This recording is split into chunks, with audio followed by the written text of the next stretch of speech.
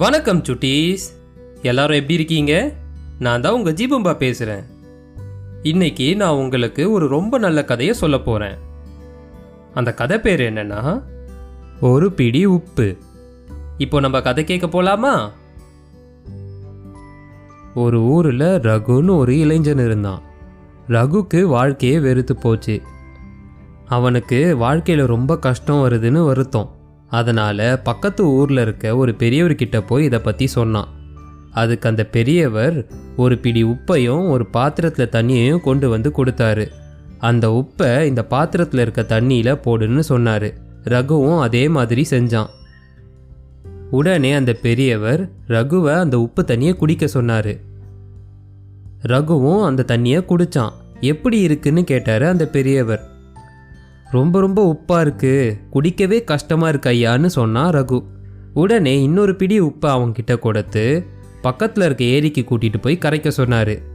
ரகுவும் அவர் சொன்ன மாதிரியே கரைச்சான். அதுக்கப்புறம் அந்த ஏரியிலேருந்து தண்ணி எடுத்து குடிக்க சொன்னார். இப்போ எப்படி இருக்குன்னு கேட்டார். அதுக்கு ரகு சொன்னான், ரொம்ப நல்லா தான் இருக்கு ஐயான்னு சொன்னான். இது மாதிரி தான் உன் நிலைமையும். வாழ்க்கையில் துன்பம் உப்பு மாதிரி, அது எப்பவும் ஒரே அளவு தான் இருக்கும், கூடவும் குறையவும் செய்கிறதில்ல. ஆனால் உன்னோட மனசு இந்த பாத்திரம் மாதிரியா இல்லை ஏரி மாதிரியான்னு நீ தான் முடிவு பண்ணணும். இந்த பாத்திரம் மாதிரி உன்னோட மனசு இருந்ததுன்னா அந்த துன்பம் உன்னை நிம்மதியாக தூங்க விடாது. அதுவே இந்த ஏரி மாதிரி நீ இருந்தனா எந்த துன்பம் வந்தாலும் கவலைப்படாமல் மேற்கொண்டு உன்னோட வாழ்க்கையில் நடக்க வேண்டிய செயல்களில் நீ கவனம் செலுத்த முடியும்னு சொன்னார்.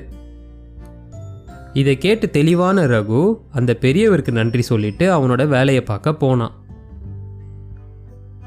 சுட்டீஸ், இந்த கதையோட நீதி என்னன்னா, வாழ்க்கையில் நமக்கு எவ்வளோ கஷ்டம் வந்தாலும் ஒரு நாள் அது எல்லாமே நம்மளை விட்டு ஓடி போயிடும். ஸோ நீங்கள் எல்லாருமே சந்தோஷமாக இருக்கணும்.